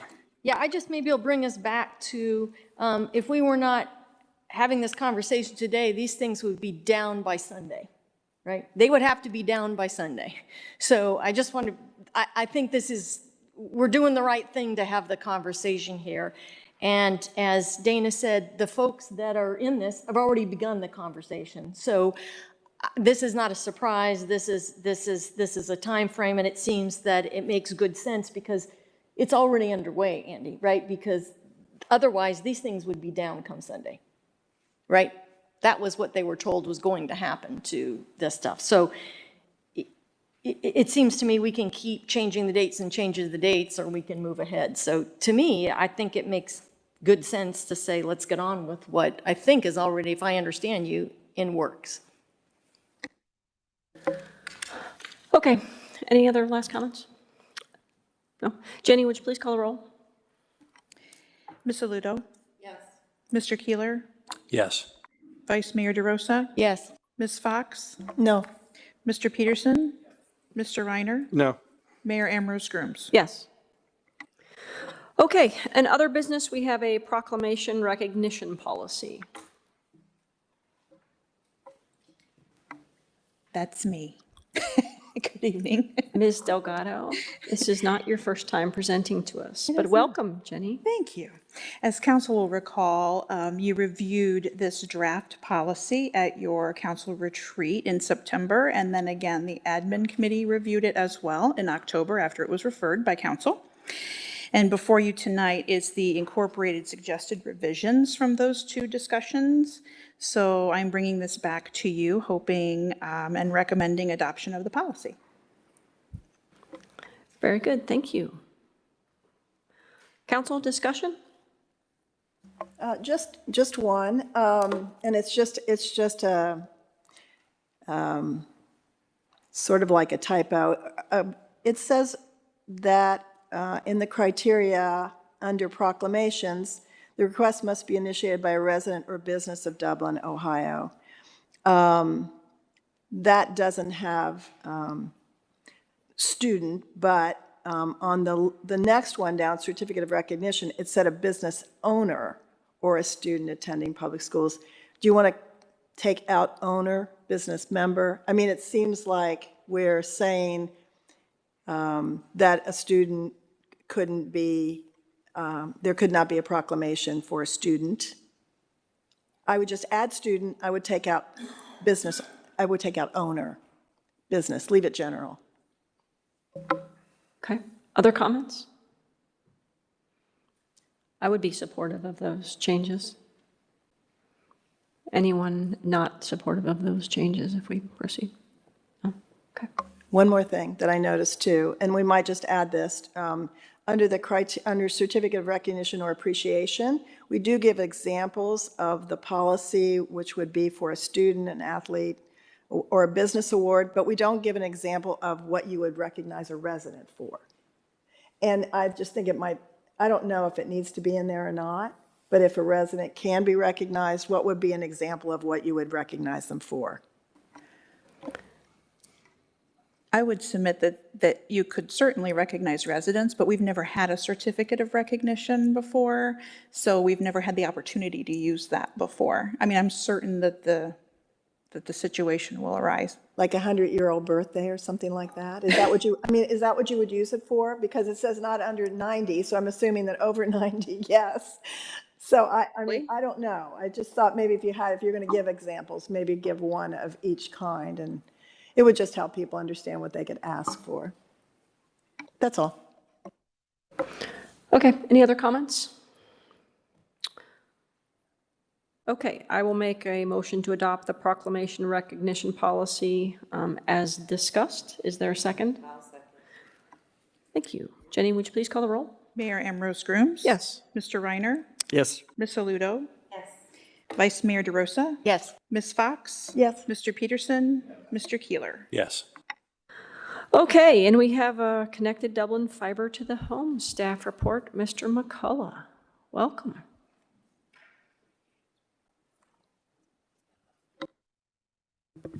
Good evening, members of council. This is not intended to be a presentation, but an update. The intent here is to provide you with Phase 1B. There's a statement of work in your packet, or there is supposed to be. The company, Entropy, has provided a path forward that includes engaging a financial organization and doing fiber mapping and selecting a business model and some additional work, which is described in the memo. We're looking to extend the contract they've already had and continue working. Open to any questions you may have with the memo. Well, it was a very thorough and good report that was written here. I suspect most answers would have been contained in there, but does council have questions or additional items they'd like to discuss? I only had one question. It said Dublin would be the first open access-based broadband delivery in the country, or the state, or ever, or?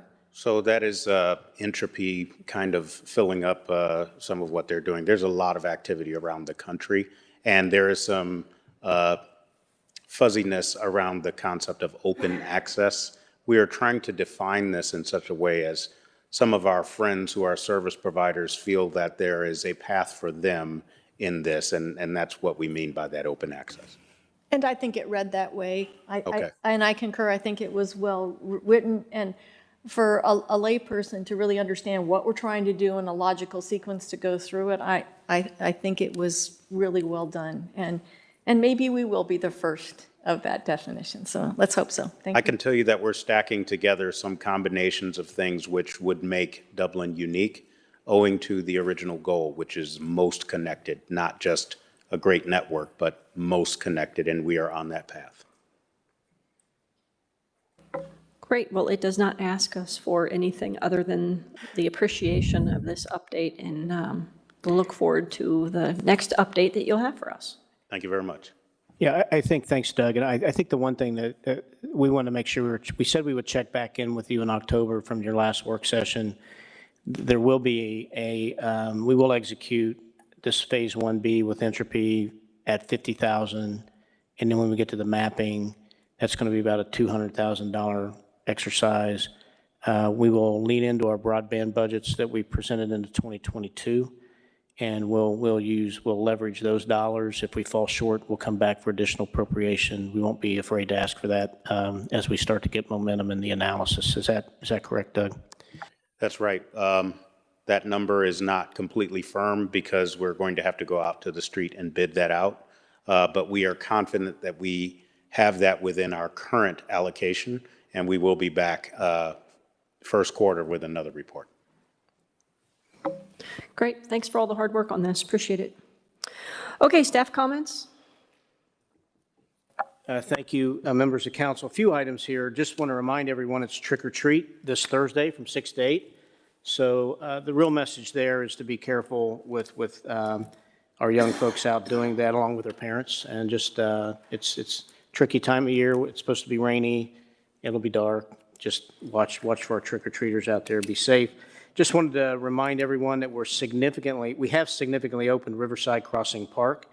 Not had a chance to get down there and see that. The hardscapes, the waterfall, all that's operational and is opened up, fenced off the north end, and that will remain fenced off through the winter in order to get turf stabilization up on that north end. And but for the most part, it's all opened up down to the south end. And just want to thank the staff and the contractor for getting all that across the finish line. Not an easy build, as you witnessed and have seen, but pretty exciting and very beautiful. So I also just want to point out, I had sent the council an email just kind of asking for some informal feedback on how we catch up the celebrations of the opening of the park, as well as the Dublin Link Bridge, and we're opting to do that in March and try to combine that as we were going to do when the pandemic hit, around a week of St. Patrick's Day celebration, parade and so forth, and just focusing on the bridge opening again, as well as the park, and kind of connecting all that together,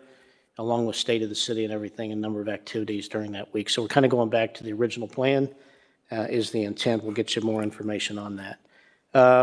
Also want to just acknowledge that Wallet Hub, while it may not be the end-all be-all of ratings, I'll certainly take every one I can get. Had announced Dublin as the #1 small city in Ohio and the #10 city in the nation. And these are cities from 1 to 100,000 in population. I think there were like 1,300 cities that were evaluated. So, a little bit of bragging rights in a way, but more so a validation, I think, of the things that we're working on and doing and projecting into our future. So I'm pretty proud of those kind of acknowledgments when we get them, and just wanted to share that with everyone. Next week, you have a work session. In case you didn't know that, but next Monday night, you have a work session. The 3 topics that we're going to focus on are the ward alignments as a result of the census. We're running a little bit behind on that, as we normally would, because the census data came back later than normal, so we'll be talking about that. We'll have a 2035 plan update, And then campaign finance, you wanted to talk about that as well.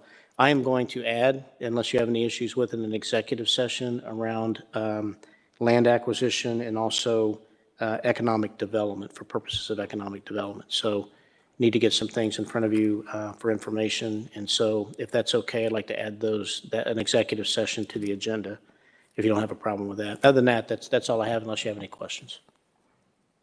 Great, thank you. Okay, committee reports, admin committee, Vice Mayor? No, we're waking our way through the retreat topics, did some tonight, and so no update at this time. Thank you. Thank you. Community Development Committee, Mr. Reiner. We had our third meeting's coming up. We had two really lengthy meetings on Metro Center visioning, which is pretty exciting, and just going through every possible scenario you could think of on what the Metro Center could be. So we're nowhere near completed on this, and you will hear from this probably in the next month or so. Historic District Task Force recommendations, we went through all those, pretty much in agreement with them. There will be some changes, and you'll hear back from those.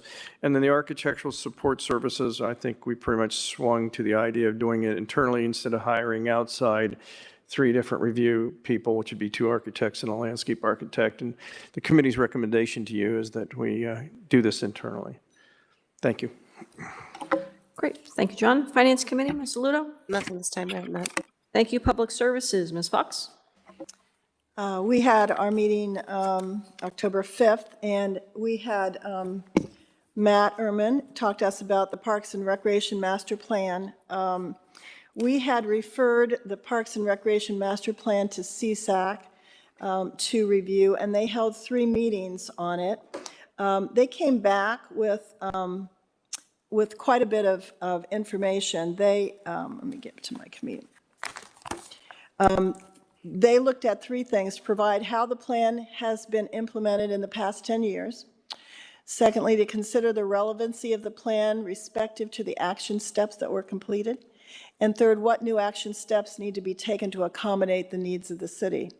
One of the areas that they were very strongly committed to recommending was that it was determined that a comprehensive review of the plan required public forums, community surveys, stakeholder interviews, focus groups, a demographic analysis, and a variety of other analyses, trends, a benchmark, the natural resource assessment, historic and cultural assessments, equity mapping, diversity, equity, and inclusion assessment, climate change assessment, a community needs assessment, potential land acquisitions, facilities and amenities assessments. They were they were extremely thorough.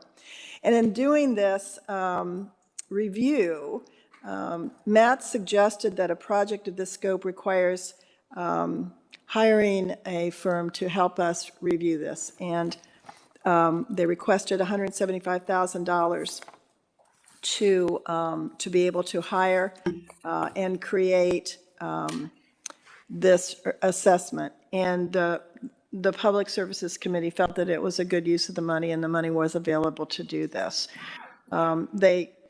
They were able to give us about 5 different examples of different plans that were done like this, assessments, and it was quite an impressive presentation. And Matt, I appreciate that you took the trouble to explain it the way you did.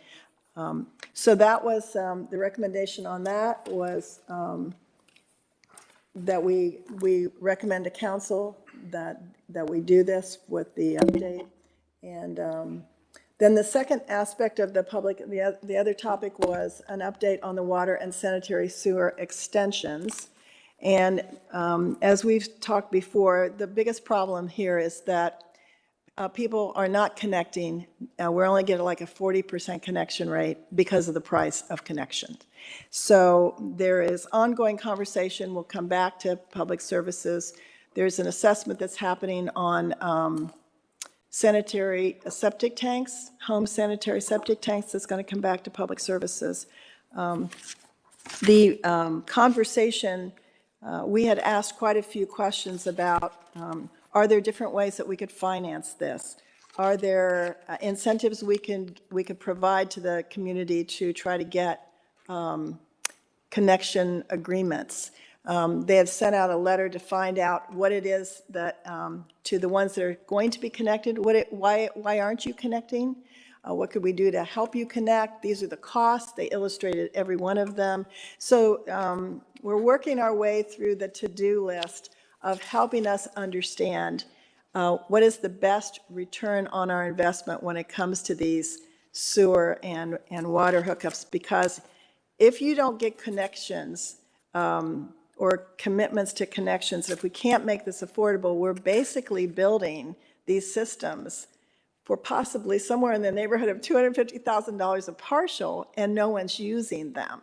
So I think we're making great headway. We've had a lot of great discussions, and it'll continue to go before Public Services and get some sort of suggestions. Maybe not a resolution, but at least some improvements.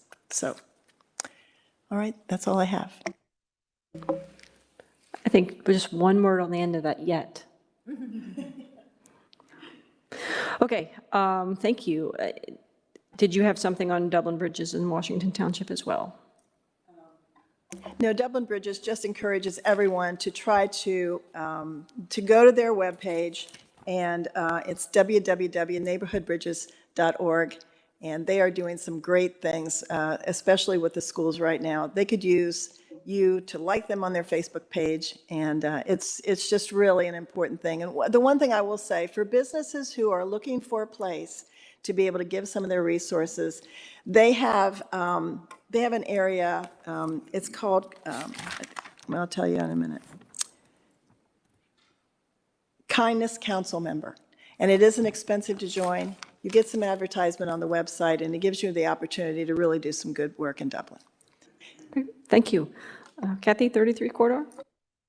Yes, thank you. We had a meeting on October 8th in Marysville, and we had our usual discussion about what continues to be amazing and robust activity in the corridor. But then we were treated to two wonderful tours during this meeting, and one was the renovations of the Avalon Theater right on Main Street. If you haven't had a chance to see that, it's a 1930s theater.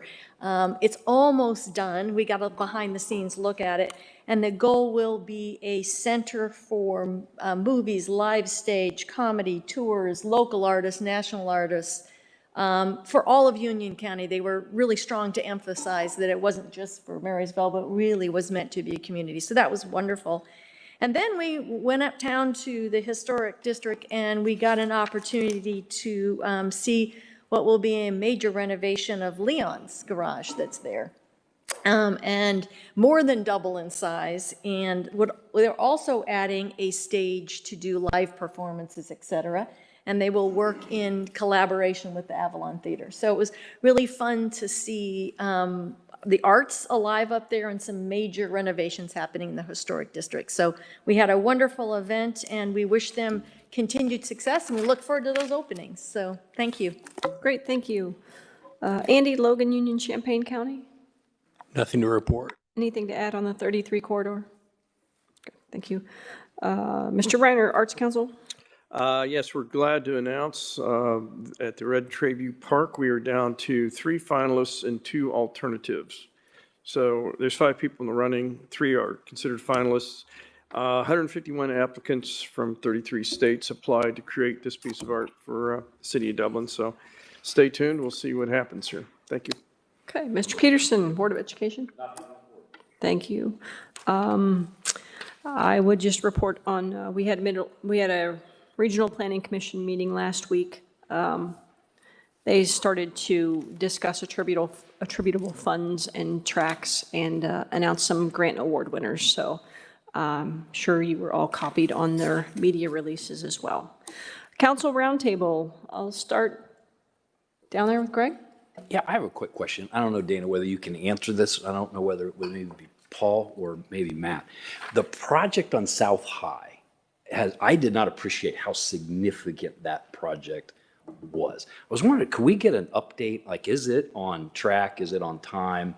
And all of that. It's just a much more, I don't know if intrusive is the right word. It's a much more significant construction project than what I had appreciated when it all came through.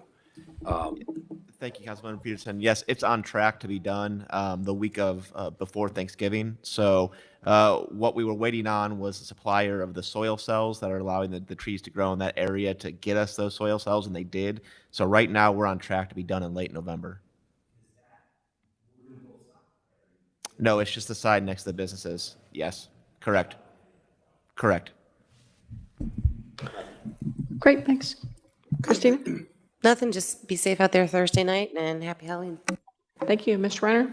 I just want to thank the business gentlemen that participated in the Metro Center visioning process. It's sort of interesting to get some outside people other than ourselves to come in and sort of give their expertise on what makes a project successful. So thank you for the time they've spent, and they'll be, again, back to the next meeting. Thanks, John. Andy? Jane, I think if you went door to door, you could convince people to hook up to the water and sewer. So maybe that's the next step. I mean, how do you say no to her? I just want to give a shout out again to planning and zoning. I ran into a resident here in the last week or so, and they were singing the praises of our planning and zoning committee. I read the minutes from the Right Way Corporate Park, and they go above and beyond. They're thinking big. They're looking out for the best interest of the city. They're not just looking at it from an engineering standpoint. It's really big picture stuff. And so I think they deserve to be recognized. We try to recognize those folks, but I can't say enough good things about them. Thanks, Andy. All true. Jane? I'll think about going out door to door. You know, I appreciate what you said, Andy. I think our boards and commissions work so very hard. Look at the work CSAC did on that park plan. I mean, they just give their all. And I really appreciate the fact that planning and zoning feels comfortable giving a contrary opinion, right? Because I think they're citizens and they know what they bring up topics that we might not think about or give an extra thought to it. And I really appreciate that, and I think they should have that ability to feel free to do that. And most importantly, I would ask this of our council. One of the things that I know about our boards and commission is that they are so interested in doing the right thing, that in order to do the right thing, and we've all learned this, in order to do the right thing, you have to have the right information. You have to know what's going on in the city. You have to understand what economic development's got something going on. And I'm not saying that you have to convince them to do something, but I think to have an awareness of what the future plans of the city are, to bring up the community plan frequently, to explain to them, these are the things that are happening. If you don't have enough information, it's hard to make a good decision. And I think they're trying so hard to make great decisions that the more information, the more communication, the more collaboration from our staff and from council to our commission members will just produce a much better product. So I thank them all. Thank you, Jane. Kathy? Thank you. I had the opportunity to join the ribbon cutting of the new Cohatch on October the 16th. And I have to say, wow, what a tremendous facility and porchway, and what will be a wonderful co-working space.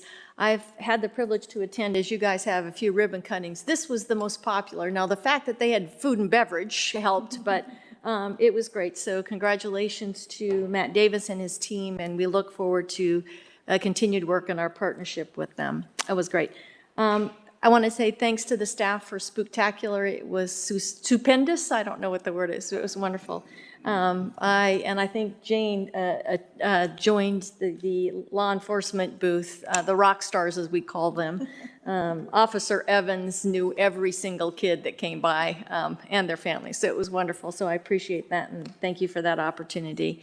I look forward to meeting with the HOA leaders. We talk about great boards and commissions, wonderful HOA leaders, not an easy job. I look forward to that. And I know Lindsay and team have worked hard to make that a wonderful evening, so look forward to that.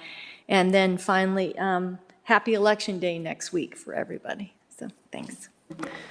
Thank Thank you. I just have a few things to mention. On the 13th, I met with the folks from the Chinese festival and our local Dublin Tai Chi people for lunch and some traditional Chinese music, and want to thank them for that opportunity and how much they appreciate being in our community. I too attended the open house for the Cohatch on the 13th. The 14th and 15th, the Spooktacular received rave reviews. We had the opportunity to meet with the leadership from Ohio University on the 18th, and we appreciate their interest and the vision that they have for their campus. Also on the 18th, we cut the ribbon over here for our new pickleball courts, and it was exciting to see how many of our residents are having great fun playing pickleball. On the 19th, we met with the Consul General in Detroit here as he was preparing for a ceremony that was held in this very facility, and was really a delightful meeting, and we are so appreciative that he takes time to visit with us when he is nearby. On the 21st, the police had their block party, so thank you for doing that, and thank you for reaching out to the community on our behalf and on your behalf as well. On the 22nd, I had an opportunity to meet with Jody Carney. She is the mayor of Plain City, and I'm trying to make sure we touch base with all the neighbors, and had a really nice meeting with her, and we exchanged some information about directions that our respective communities are heading. So appreciate that time, and certainly want to congratulate the Chamber of Commerce on their Battle of the Businesses last week.